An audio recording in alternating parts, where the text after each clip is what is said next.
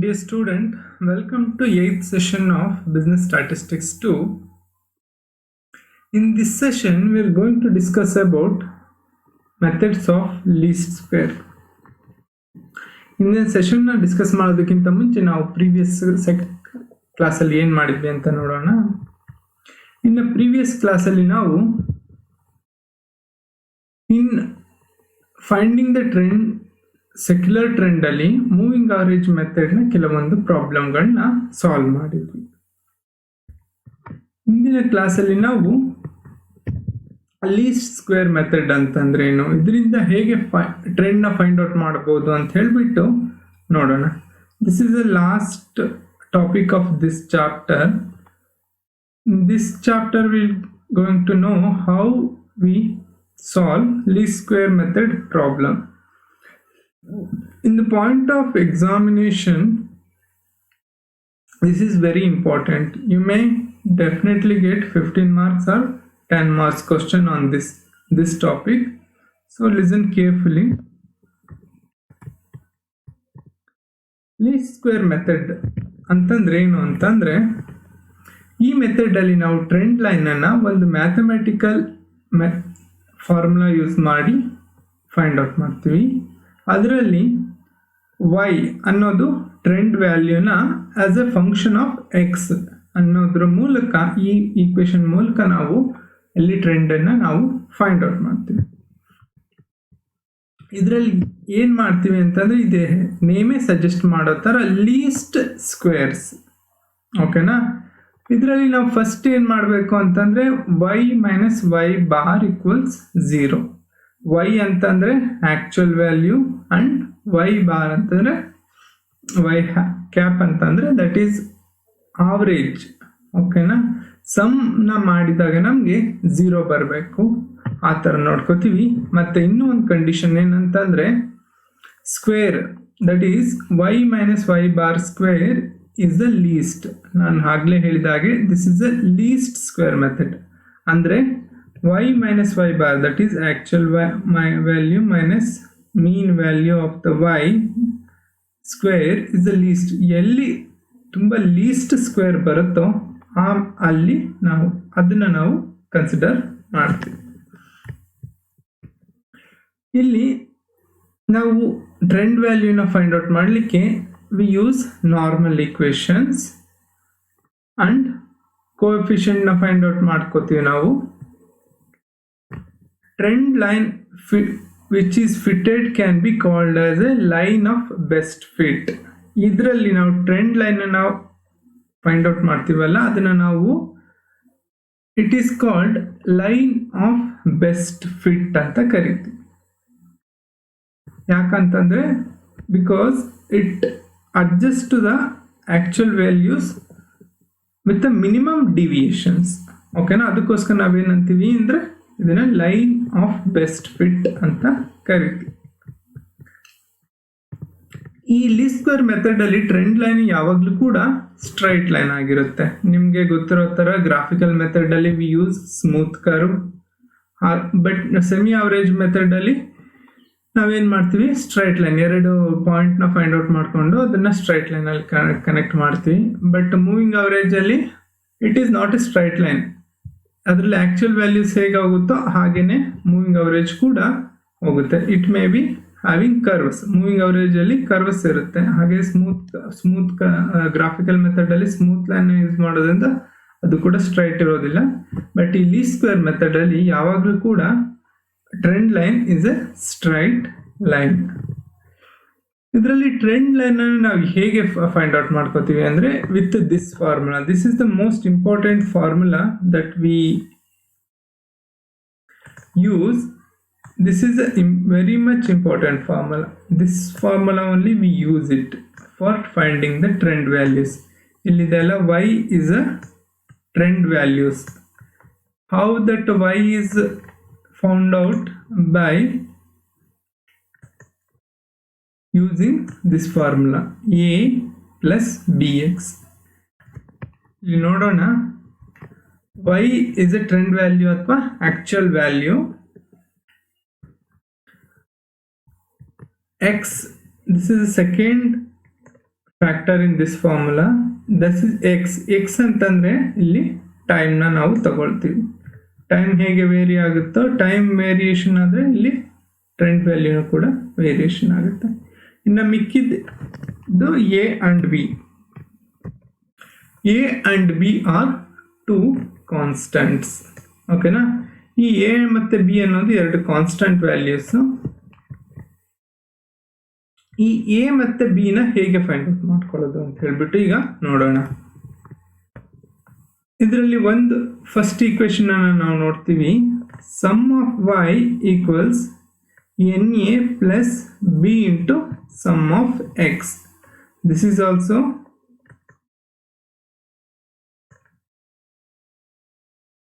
One of the important form equation.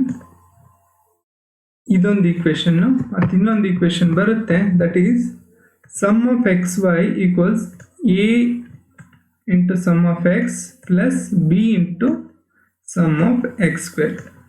ಈ ಎರಡು ಈಕ್ವೇಶನ್ನ use ಮಾಡಿಕೊಂಡು ನಾವು ಯಾವ್ದ್ರ ವ್ಯಾಲ್ಯೂನ ಫೈಂಡ್ ಔಟ್ ಮಾಡ್ತೀವಿ ಅಂತಂದರೆ ಎ ಮತ್ತು ಬಿ ವ್ಯಾಲ್ಯೂಸ್ನ ನಾವು ಫೈಂಡ್ ಔಟ್ ಮಾಡ್ತೀವಿ. ಈ ಎರಡು ಈಕ್ವೇಶನ್ ನೀವು ಕಲ್ತ್ಕೋಬೇಕಾಗ್ತದೆ. ಇಲ್ಲಿ ಇನ್ನೂ ಒಂದು ಲೆಟರ್ ಇದೆ. That is N. N is number of years for which data are given. ನಮ್ಗೆ ಯಾವಾಗಲೂ ಕೂಡ ಟ್ರೆಂಡ್ ಲೈನ್ ಫೈಂಡ್ ಔಟ್ ಮಾಡುವಾಗ ಪ್ರೀವಿಯಸ್ ಡೇಟಾ ಕೊಟ್ಟಿರ್ತಾರೆ. ದಟ್ ಈಸ್ 2000 ಇಷ್ಟು ಸೇಲ್ ಆಯಿತು, 2001 ಸೇಲ್ ಆಯಿತು ಅಂತ ಹೇಳ್ಬಿಟ್ಟು ಕೆಲವೊಂದು ವರ್ಷಗಳ ಡೇಟಾ ಕೊಟ್ಟಿರ್ತಾರೆ. ಸೊ ಹಾಗಾಗಿ ನಾವು ಇಲ್ಲಿ ಎನ್ ಅಂತಂದರೆ number of years for which data has been given. ಆ ಎರಡು ಈಕ್ವೇಶನ್ ಮೂಲಕ ನಾವು ಎ ಮತ್ತು ಬಿ ವ್ಯಾಲ್ಯೂಸ್ನ ಹೇಗೆ ಫೈಂಡ್ ಔಟ್ ಮಾಡೋದು ಅಂತ ಹೇಳ್ಬಿಟ್ಟು ನೋಡೋಣ. ಇಲ್ಲಿ ಈಕ್ವೇಶನ್ ನಾನು ಮತ್ತೆ ಹೈಲೈಟ್ ಬರೆದಿದ್ದೀನಿ. This is the two equations. ಇದನ್ನು ನೀವು ಮರಿಬಾರ್ದು. That is sum of y equals NA plus B into sum of x. That is one equation. And another equation is sum of xy equals A into sum of x plus B into sum of x square. ನಿಮಗೆ ಒಂದು ವಿಚಾರ ಗೊತ್ತಿರಲಿ, ಈ sum of ಎಕ್ಸ್ನ ನಾವು ಯಾವಾಗಲೂ ಕೂಡ ಏನು ಮಾಡ್ತೀವಿ ಅಂದರೆ 0 ಮಾಡ್ತೀವಿ. ಓಕೆನಾ. ಈ ಸಮ್ ಆಫ್ ಎಕ್ಸ್ 0 ಆದಾಗ ನಾವು ಈ ಸೆಕೆಂಡ್ ಈಕ್ವೇಶನ್ ಅನ್ನು ನೋಡಿ. ಸೊ ಇದರಲ್ಲಿ ಒಂದು ಪಾರ್ಟ್ ಇದೆ. That is sum of X. ಈ ಸಮ್ ಆಫ್ ಎಕ್ಸ್ 0 ಆದಾಗ ಏನಾಗುತ್ತೆ ಅಂತ ಹೇಳ್ಬಿಟ್ಟು ನೋಡೋಣ. ಸಮ್ ಆಫ್ ಎಕ್ಸ್ 0 ಆದರೆ so sum of X into B ಈ ಹೋಲ್ ಪಾರ್ಟ್ ಏನಾಗುತ್ತೆ 0 ಆಗುತ್ತೆ. ಆಗ ಏನಾಗ್ತದೆ sum of y equals n into a. So therefore a ವ್ಯಾಲ್ಯೂನ ಹೇಗೆ ಫೈಂಡ್ ಔಟ್ ಮಾಡ್ಕೋತೀವಿ?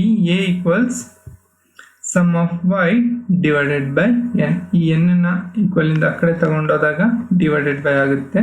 So that is a equals sum of y divided by n. This is another important formula you must remember. That is a equals sum of y divided by n. Next, from equation 3. So equation 3 ನ ಈಗ ನೋಡೋದಿದ್ರೆ ನಾವು ನೋಡಿ, ಈ sum of X 0 ಆದರೆ ಇಲ್ಲೂ ಕೂಡ some of X ಇದೆ. ಓಕೆನಾ. ಇದು 0 ಆದಾಗ ಈ ಹೋಲ್ ಪಾರ್ಟ್ ಏನಾಗುತ್ತೆ 0 ಆಗುತ್ತೆ. ಇನ್ನು ನಮಗೆ ಉಳಿಯೋದೇನು sum of X y and sum of b into sum of x square. So sum of xy equals b into sum of x square ಆಗುತ್ತೆ. So therefore b ವ್ಯಾಲ್ಯೂ ಹೇಗೆ ಸಿಗುತ್ತೆ ನಮಗೆ ಅಂದರೆ b equals sum of xy divided by sum of x square. This is also important formula you must remember. The a ನ ನಾವು ಹೇಗೆ find out ಮಾಡ್ತೀವಿ? a equals sum of y divided by n, b equals sum of xy divided by sum of x square. ಪ್ರಾಬ್ಲಮ್ಗಳನ್ನ solve ಮಾಡುವಾಗ ನಿಮಗೆ ಇನ್ನೂ ತುಂಬ ಈಸಿಯಾಗಿ ಅರ್ಥ ಆಗುತ್ತೆ. Try to remember these formulas. That means ಇದರಲ್ಲಿ ಎರಡು ಕಾನ್ಸ್ಟೆಂಟ್ ವ್ಯಾಲ್ಯೂಸ್ ಇದೆ, that is a and b. That is ನಿಮಗೆಲ್ಲ ಒಂದು ಇಂಪಾರ್ಟೆಂಟ್ ಫಾರ್ಮುಲಾ ನಾನು ಆವಾಗಲೇ ಹೇಳಿದೆ. ಮೇನ್ ಇಂಪಾರ್ಟೆಂಟ್ಲಿ ನೀವು ನೆನಪು ಮಾಡ್ಕೊಂಡು ನೋಡ್ಬೋದು. y ಈಕ್ವಲ್ಸ್ ಎ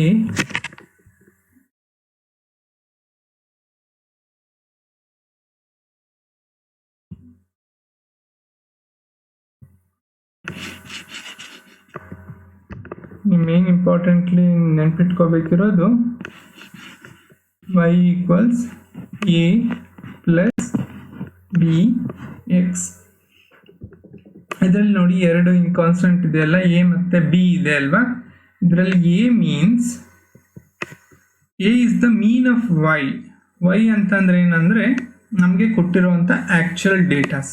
ನಮ್ಗೆ 5-6 ವರ್ಷದ್ದು sales figure, production figure, profit figure ಏನೋ ಕೊಟ್ಟಿರ್ತಾರಲ್ವಾ, ಅದ್ರದ್ದು ಆವ್ರೇಜ್ ಪ್ರಾಫಿಟ್ ಅಥವಾ ಆವ್ರೇಜ್ ಪ್ರೊಡಕ್ಷನ್, ಆವ್ರೇಜ್ ಸೇಲ್ಸ್ ಅಥವಾ ಆವ್ರೇಜ್ ನಂಬರ್ನ ನಾವು ಯಾವುದರಿಂದ ರೆಪ್ರೆಸೆಂಟ್ ಮಾಡ್ತೀವಿ ಅಂದರೆ ಎ ಇಂದ ರೆಪ್ರೆಸೆಂಟ್ ಮಾಡ್ತೀವಿ. ನೆಕ್ಸ್ಟ್ ಬಿ ಇದೆ ಅಲ್ಲ, ಬಿ ಏನಂತೆ, B is the rate of increase of Y.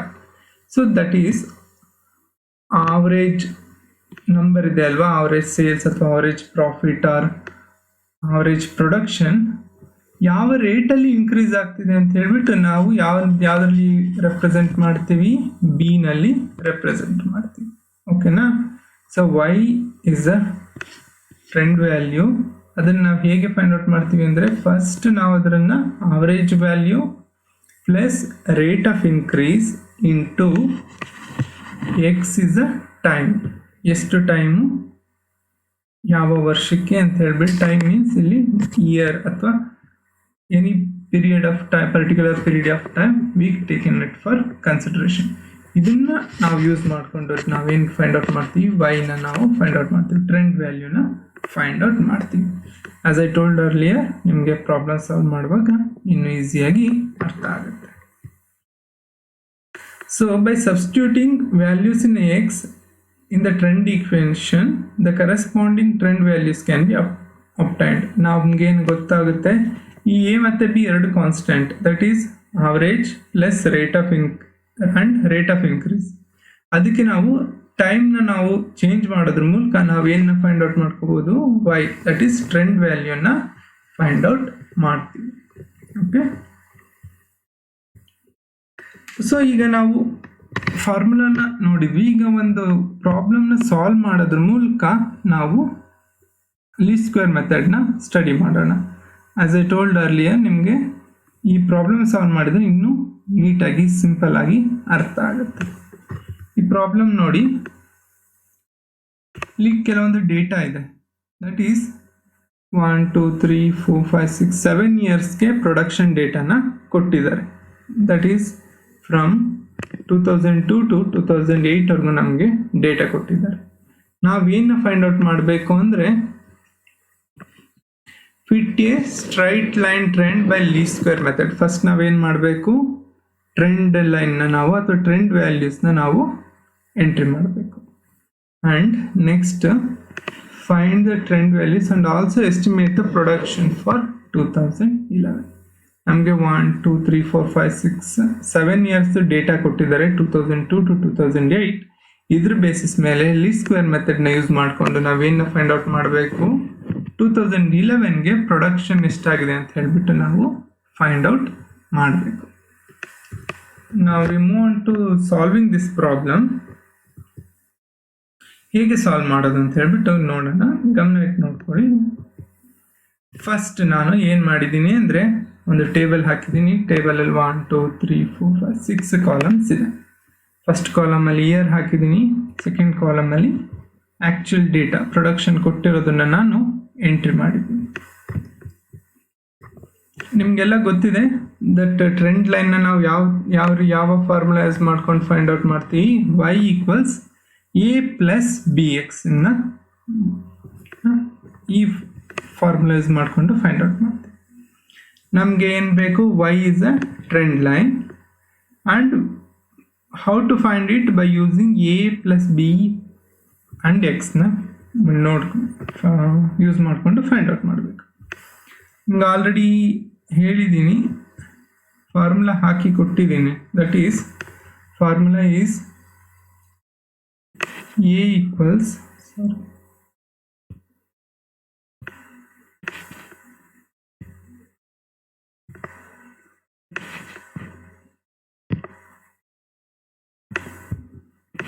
A equals sum of y divided by n. B equals sum of xy divided by sum of x square. ಈ formula use ಮಾಡಿಕೊಂಡು ನಾವು a ಮತ್ತು ಬಿನ find out ಮಾಡ್ಕೋಬೇಕು. ಅದಕ್ಕೋಸ್ಕರ ನಾವೇನ find out ಮಾಡ್ಕೋಬೇಕು, sum of x ಸ್ಕ್ವೇರ್ನ ಫೈಂಡ್ ಔಟ್ ಮಾಡ್ಕೋಬೇಕು, ಸಮ್ ಆಫ್ ಎಕ್ಸ್ ವೈನ ಫೈಂಡ್ ಔಟ್ ಮಾಡ್ಕೋಬೇಕು, ಮತ್ತು ಎನ್ ಅನ್ನು ಕೂಡ ನಾವು ಫೈಂಡ್ ಔಟ್ ಮಾಡ್ಕೋಬೇಕು. ಎನ್ ಅಂತಂದರೆ simple, that is number of years. First ನಾವೇನು ಮಾಡೋಣ, ನಂಬರ್ ಆಫ್ ಇಯರ್ಸ್ನ ಫೈಂಡ್ ಔಟ್ ಮಾಡ್ಕೊಳ್ಳೋಣ. 1 2 3 4 5 6 7 ಎನ್ ಈಕ್ವಲ್ಸ್ 7 ಬರೆದಿದ್ದೀನಿ. ನೆಕ್ಸ್ಟ್ ಸಮ್ ಆಫ್ ವೈನ ನಾನು ಫೈಂಡ್ ಔಟ್ ಮಾಡ್ಕೋಬೇಕು. ವೈ ಇಲ್ಲಿದೆ ನೋಡಿ, that is actual data given. So sum of Y ಎಷ್ಟು ಬರುತ್ತೆ ಅಂತ ನೋಡೋಣ. Sum of y equals 91. 12, 10, 14, 11, 13, 15, 16 ಅಂತ ಸಮ್ ಮಾಡಿದಾಗ ನಮ್ಗೆ ಏನು ಸಿಕ್ತು, ಸಮ್ ಆಫ್ y ಸಿಕ್ಸ್ತು. ನೆಕ್ಸ್ಟ್ ನಾನು ನಿಮಗೆ ಹೇಳಿದೆ ಎಕ್ಸ್ ಈಸ್ ಟೈಮ್ ಅಂತ ಹೇಳ್ಬಿಟ್ಟು. ಎಕ್ಸ್ ಅಂತಂದರೆ ಟೈಮ್ನ ಇಲ್ಲಿ ನಾವು ಲೀಸ್ಟ್ ಸ್ಕ್ವೇರಲ್ಲಿ ನಾವು ಏನು ಮಾಡಬೇಕು ಅಂತಂದರೆ, ಇನ್ನೊಂದು ಕಂಡೀಷನ್ ನಾನು ಏನು ಹೇಳಿದ್ದೆ ಅಂತಂದರೆ, ಸಮ್ ಆಫ್ ಎಕ್ಸ್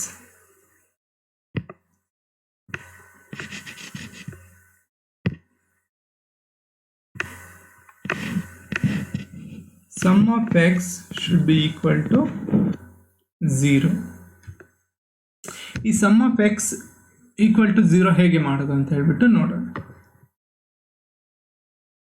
ಈ sum of x equal 0 ಆದಾಗ ಅಷ್ಟೇ ನಾವು ಈ ಎರಡು ಫಾರ್ಮುಲಾಗಳನ್ನ ಯೂಸ್ ಮಾಡ್ಲಿಕ್ಕೆ ಸಾಧ್ಯ. ಅದರ್ವೈಸ್ ಈ ಫಾರ್ಮುಲಾಗಳನ್ನ ಯೂಸ್ ಮಾಡಲಿಕ್ಕೆ ಆಗೋದಿಲ್ಲ. ಅದಕ್ಕೋಸ್ಕರ ನಾವು ಎಕ್ಸ್ನ 0 ಮಾಡ್ಕೋಬೇಕು. ಒನ್ ಮೋರ್ ಥಿಂಗ್, ಎಕ್ಸ್ ಅಂತಂದ್ರೆ ಏನಂದರೆ ಟೈಮ್ ಅಂತ ಹೇಳ್ಬಿಟ್ಟು. ಸೊ ನಾನು ನೆಕ್ಸ್ಟ್ ಕಾಲಮಲ್ಲಿ ಎಕ್ಸ್ನ ಬರಿತಾ ಇದ್ದೀನಿ. ಸಮ್ ಆಫ್ ಎಕ್ಸ್ 0 ಆಗಬೇಕು, ಬಟ್ ಈ ಟೈಮ್ನ ನಾವು ಕೊಡಬೇಕು. ಹೇಗೆ ಕೊಡ್ತೀನಿ ನೋಡಿ.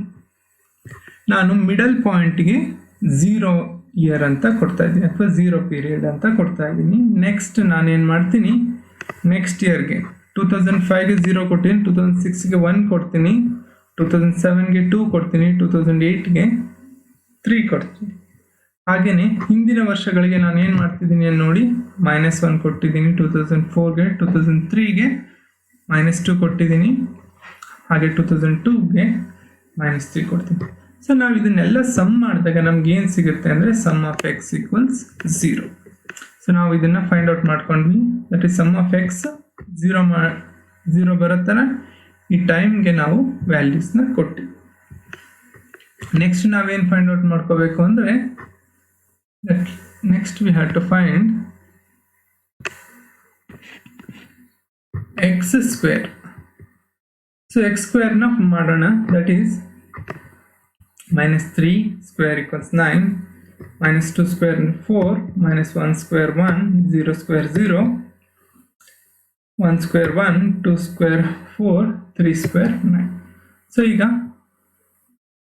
ಏನಾಯಿತು, ಎಕ್ಸ್ ಸ್ಕ್ವೇರ್ನ ಫೈಂಡ್ ಔಟ್ ಮಾಡಿದ್ವಿ, ಹಾಗೆ ಸಮ್ ಆಫ್ ಎಕ್ಸ್ ಸ್ಕ್ವೇರ್ನ ಕೂಡ ಫೈಂಡ್ ಔಟ್ ಮಾಡಿದ್ದೀನಿ. It is sum of X square equals 28. ಈಗ ಎಕ್ಸ್ ಸ್ಕ್ವೇರ್ ಫೈಂಡ್ ಔಟ್ ಮಾಡಿದಾಯಿತು. ನೆಕ್ಸ್ಟ್ ಇನ್ನೇನು ಫೈಂಡ್ ಔಟ್ ಮಾಡ್ಕೋಬೇಕು ಅಂತಂದರೆ, ನಾವು ಸಮ್ ಆಫ್ ಎಕ್ಸ್ ವೈನ ಫೈಂಡ್ ಔಟ್ ಮಾಡಬೇಕು. ಎಕ್ಸ್ ವೈನ ಹೇಗೆ ಫೈಂಡ್ ಔಟ್ ಮಾಡೋದು ಅಂತ ಹೇಳ್ಬಿಟ್ಟು,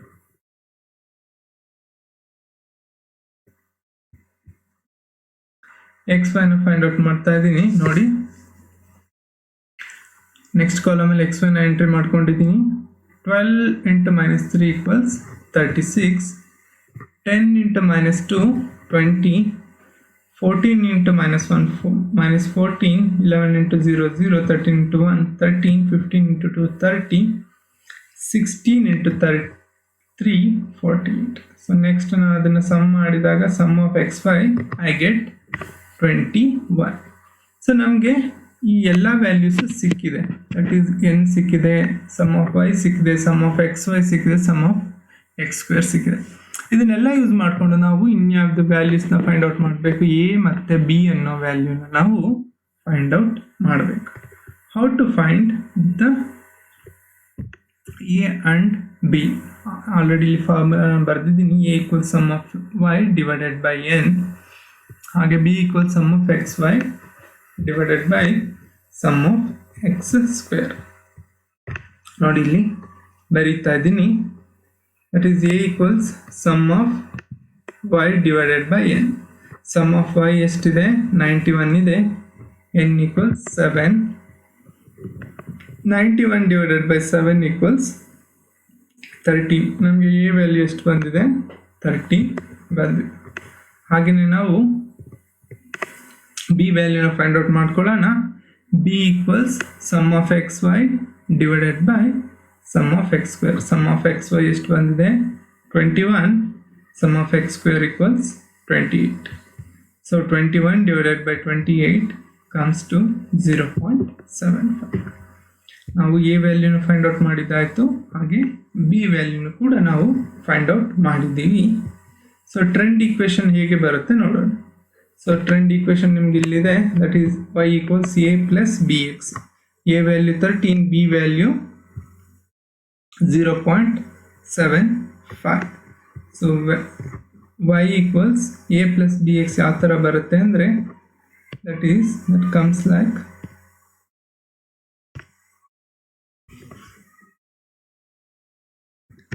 (13 plus 0.75x). This is the trend line we get for this problem. ಈ ಟ್ರೆಂಡ್ ಈಕ್ವೇಷನ್ ಅನ್ನು ಯೂಸ್ ಮಾಡಿಕೊಂಡು ನಾವು ಏನನ್ನ ಫೈಂಡ್ ಔಟ್ ಮಾಡಬೇಕು ಅಂದರೆ ಟ್ರೆಂಡ್ ವ್ಯಾಲ್ಯೂಸ್. ಲಾಸ್ಟ್ ಕಾಲಮ್ ಅಲ್ಲಿ ಬರ್ತಿದ್ದೀನಿ ನೋಡಿ. ದ ಟ್ರೆಂಡ್ ವ್ಯಾಲ್ಯೂಸ್ನ ನಾವು ಫೈಂಡ್ ಔಟ್ ಮಾಡಬೇಕು. ನೋಡಿ, A plus b X, X values ಇಲ್ಲಿ ಥರ್ಡ್ ಕಾಲಮಲ್ಲಿದೆ. ಅದನ್ನು ಯೂಸ್ ಮಾಡಿಕೊಂಡು ನಾವು ಪ್ರತಿಯೊಂದು ಪಾಯಿಂಟ್ಗೂ ಏನು ಮಾಡ್ತೀವಿ? ಟ್ರೆಂಡ್ ವ್ಯಾಲ್ಯೂಸ್ನ ಫೈಂಡ್ ಔಟ್ ಮಾಡ್ತೀವಿ. ಹೇಗೆ ಫೈಂಡ್ ಔಟ್ ಮಾಡ್ತೀವಿ? By substituting value of x. X ವ್ಯಾಲ್ಯೂನ ಸಬ್ಸ್ಟಿಟ್ಯೂಟ್ ಮಾಡ್ತಾ ಮಾಡ್ತಾ ನಮಗೆ ಬರುತ್ತೆ. ಫಸ್ಟ್ ನಾವು ಏನಕ್ಕೆ ಯಾವುದಕ್ಕೆ ಫೈಂಡ್ ಔಟ್ ಮಾಡ್ಕೊಳ್ಳೋಣ? 2002ಗೆ. 2002ನಲ್ಲಿ ಎಕ್ಸ್ ಎಷ್ಟಿದೆ? -3. ಎಕ್ಸ್ -3 ಆದಾಗ ನಮಗೇನು ಬರುತ್ತೆ? y equals 13 plus 0.75 into -3. That comes to 10.75. ಆ 10.75ನ ನಾನು ಇಲ್ಲಿ ಬರೆದೆ. ಹಾಗೆಯೇ ನೆಕ್ಸ್ಟ್ ಫಸ್ಟ್ 2002ಗೆ ಟ್ರೆಂಡ್ ವ್ಯಾಲ್ಯೂ ಫೈಂಡ್ ಔಟ್ ಮಾಡಿದ್ದಾಯಿತು. ಹಾಗೆ 2002ಗೆ ನಮಗೆ ಎಕ್ಸ್ ವ್ಯಾಲ್ಯೂ ಎಷ್ಟಿದೆ? -2 ಇದೆ. ಆ -2 ಇದ್ದಾಗ y ಎಷ್ಟು ಬರುತ್ತೆ ಅಂದರೆ 13 plus 0.75 into -2. That comes to 11.5. The same value I have entered here. ಹಾಗೆಯೇ 2004ಗೆ x is -1. The trend value we get 13 plus 0.75 into -1 comes to 12.25. The same value I have entered here. Next, when x is 0, that is for 2005 value of x is 0. That gives trend value 13. ಹಾಗೆ next year that is 2006ಗೆ x equals +1 ಇದೆ. ಹಾಗಾಗಿ trend value y equals 13 plus 0.75 into 1 equals 13.75. ಹಾಗೆಯೇ 2007ಗೆ ನಮಗೆ value ಎಕ್ಸ್ನ substitute ಮಾಡಬೇಕು. With +2 we get value 14.5. The same value I have entered here. Again last 2008ಗೆ we get trend value 15.25. This is how we find the trend values for each year. ನಾವು ಇದಕ್ಕೆಲ್ಲ trend ವ್ಯಾಲ್ಯೂಸ್ನ find out ಮಾಡಿದ ನಂತರ ನಿಮಗೆ ಪ್ರಾಬ್ಲಮಲ್ಲಿ ಇನ್ನೂ ಒಂದು ವಿಚಾರ ಕೇಳಿದರು. ಏನಂತಂದರೆ ಅಪ್ ಟು 2008 ವರ್ಗೂ ಅವರು ಡೇಟಾ ಕೊಟ್ಟಿದ್ದಾರೆ. ಈ ಡೇಟಾ ಯೂಸ್ ಮಾಡಿಕೊಂಡು ನಾವು ಏನನ್ನ ಫೈಂಡ್ ಔಟ್ ಮಾಡಬೇಕು ಅಂತಂದರೆ, ಫಾರ್ ಇಯರ್ 2011ಗೆ ನಾವು ಪ್ರೊಡಕ್ಷನನ್ನು ಎಸ್ಟಿಮೇಟ್ ಮಾಡಬೇಕಾಗಿರುತ್ತೆ. ಈ 2011ಗೆ ಎಸ್ಟಿಮೇಟ್ ಮಾಡೋಣ by using the same trend equation, that is y equals a plus bx. a ಗೊತ್ತಿದೆ ನಮಗೆ 13, b ಗೊತ್ತಿದೆ 0.75, x ಎಷ್ಟು ಅಂತ ಹೇಳ್ಬಿಟ್ಟು ಎಕ್ಸ್ನ ನಾನಿಲ್ಲಿ 6 ಹಾಕೊಂಡಿದ್ದೀನಿ. ಯಾಕೆ 6 ಹಾಕೊಂಡಿದ್ದೀನಿ ಅಂತ ನೋಡಿ. 2008ಗೆ ಎಕ್ಸ್ ಎಷ್ಟಿದೆ 3, 2009ಗೆ ಎಕ್ಸ್ 4, 2010ಗೆ ಎಕ್ಸ್ 5 ಆಗುತ್ತೆ. ಹಾಗೆಯೇ 2011ಗೆ ಎಕ್ಸ್ ವ್ಯಾಲ್ಯೂ ಎಷ್ಟಾಗುತ್ತೆ ಅಂದರೆ 6 ಆಗುತ್ತೆ. So by substituting X with 6 we get 13 plus 0.75 into 6 comes to 13 plus 4.5. So estimated production for year 2011 comes to 17.5 thousand quintals. Okay, this is how we solve the problem of least square method and we find the trend line ಕೂಡ find out ಮಾಡ್ತೀವಿ. ಹಾಗೇನೆ future estimated production ಅನ್ನು ಕೂಡ ನಾವು find out ಮಾಡ್ತೀವಿ. ನಾವು let us see what are the merits of this least square method. Least square method ಅಂದ್ರೆ ಏನು ಅಂತ ತಿಳ್ಕೊಂಡ್ವಿ. ಲೀಸ್ಟ್ ಸ್ಕ್ವೇರ್ ಮೆಥಡ್ ನಲ್ಲಿ ಹೇಗೆ ಟ್ರೆಂಡ್ ಲೈನ್ ನ ಅಥವಾ ಟ್ರೆಂಡ್ ವ್ಯಾಲ್ಯೂಸ್ ನ ಫೈಂಡ್ ಔಟ್ ಮಾಡೋದು ಕೂಡ ತಿಳ್ಕೊಂಡ್ವಿ. What are the merits of this method? The method is mathematical and so it is highly efficient. ಅಂದರೆ ಇದರಲ್ಲಿ ಮ್ಯಾಥಮೆಟಿಕಲ್ ಮೆಥಡ್ ಆಗಿರೋದ್ರಿಂದ ಇದನ್ನು ನಾವು ತುಂಬ ಎಫಿಷಿಯೆಂಟ್ ಆಗಿರುತ್ತೆ ಯೂಸ್ ಮಾಡಲಿಕ್ಕೆ. And it can be use for forecasting the future trend. Previous year ಡೇಟಾನ ನಾವು ಯೂಸ್ ಮಾಡಿಕೊಂಡು ಫ್ಯೂಚರ್ ಡೇಟಾನ ನಾವು ಇದರಲ್ಲಿ ಫೈಂಡ್ ಔಟ್ ಮಾಡ್ಕೋಬೋದು, ಟ್ರೆಂಡ್ ವ್ಯಾಲ್ಯೂಸ್ನ ಫೈಂಡ್ ಔಟ್ ಮಾಡ್ಬೋದು. And it can be used for further statistical analysis because it's based on mathematical formula. We can use it for further statistical analysis. ಇದರಲ್ಲಿ ಇನ್ನೂ ಒಂದು ಅಡ್ವಾಂಟೇಜಸ್ ಏನಂತಂದರೆ trend values can be applied for all the time points. ನೋಡಿ, ನಮಗೆ previously semi average point method ಮತ್ತು moving average ಮೆಥಡಲ್ಲಿ ಏನಾಗ್ತಿತ್ತು, ಎಲ್ಲ point of ಟೈಮ್ಗೂ ನಮಗೆ ಟ್ರೆಂಡ್ ವ್ಯಾಲ್ಯೂಸ್ ಸಿಗ್ತಾ ಇರಲಿಲ್ಲ. ಸಪೋಸ್ ದಟ್ ಇನ್ನು ಮೂವಿಂಗ್ ಅವರೇಜ್ ಬಿಗಿನಿಂಗ್ ಮತ್ತು ಎಂಡಿಂಗಲ್ಲಿ ನಮಗೆ ವ್ಯಾಲ್ಯೂಸು ಸಿಗ್ತಾ ಇರಲಿಲ್ಲ. ಬಟ್ ಈ ಲೀಸ್ಟ್ ಸ್ಕ್ವೇರ್ ಮೆಥಡಲ್ಲಿ ಎಲ್ಲ ಪಾಯಿಂಟ್ ಆಫ್ ಟೈಮ್ಗೆ ಫಸ್ಟ್ ಇಯರಿಂದ ಹಿಡಿದು ಲಾಸ್ಟ್ ಇಯರ್ವರೆಗೂ we get trend values. And we see what are the demerits of this method. Demerits is the procedure of calculation is difficult compared to moving average and semi-average or graphical method. This is little bit complicated because it involves mathematical formula. And here we assume the trend is straight line. Trend ಏನಾಗುತ್ತೆ, straight line ಇದೆ ಅಂತ ಹೇಳ್ಬಿಟ್ಟು ನಾವು assume ಮಾಡ್ಕೋತೀವಿ. ಈ assumption ಯಾವಾಗಲೂ ಕೂಡ ನಿಜ ಆಗಿರ್ಲಿಕ್ಕಿಲ್ಲ. ಯಾಕಂತಂದರೆ ಎಕನಾಮಿಕ್ಸ್ ಅಥವಾ ಬಿಸ್ನೆಸ್ಸಲ್ಲಿ ಯಾವುದೇ ಆಗಲಿ, ಎಕನಾಮಿಕ್ಸ್ ಆರ್ ಬಿಸ್ನೆಸ್ ಯಾವಾಗಲೇ ಆಗಲಿ ಅಪ್ಸ್ ಆ್ಯಂಡ್ ಡೌನ್ಸ್ ಇದ್ದಿದ್ದೇ ಇರುತ್ತೆ. But we assume the trend is straight. That is one of the demerits. And another demerit is it ignores cyclical, seasonal and irregular fluctuations. And another demerit, trend can be estimated only for immediate future and not for the distant futures. ಯಾಕಂತಂದರೆ ಇದರಲ್ಲಿ growth rate ಒಂದು single ಆಗಿ ತಗೊಳ್ತೀವಿ. So that can be true for only immediate future. For long period it may not be true. So ಹಾಗಾಗಿ it may find the trend for the near future, not for the distant future. With this we have come to the conclusion of this session. ಈ session ಅಲ್ಲಿ ನಾವು least square method ಅಂತಂದ್ರೆ ಏನು ಅಂತ ತಿಳ್ಕೊಂಡ್ವಿ. Least square method is nothing but finding out the trend by using mathematical formula called least square. ಇದರಲ್ಲಿ ನಾವು trend line ಅನ್ನ ಬರಿತೀವಿ. That trend line is y equals a plus bx. ಈ formula use ಮಾಡಿಕೊಂಡು ನಾವು ಟ್ರೆಂಡ್ ಲೈನ್ನ find out ಮಾಡೋದ್ರ ಮೂಲಕ ಟ್ರೆಂಡನ್ನು ಫೈಂಡ್ ಮಾಡ್ತೀವಿ. ಸೊ ನೆಕ್ಸ್ಟ್ ಕ್ಲಾಸಲ್ಲಿ ನಾವು ಈ ಲೀಸ್ಟ್ ಸ್ಕ್ವೇರ್ ಮೆಥಡ್ಗೆ ಸಂಬಂಧಪಟ್ಟ ಇನ್ನೂ ಕೆಲವೊಂದು ಪ್ರಾಬ್ಲಮ್ಗಳನ್ನ ಸಾಲ್ವ್ ಮಾಡೋಣ. Thank you very much.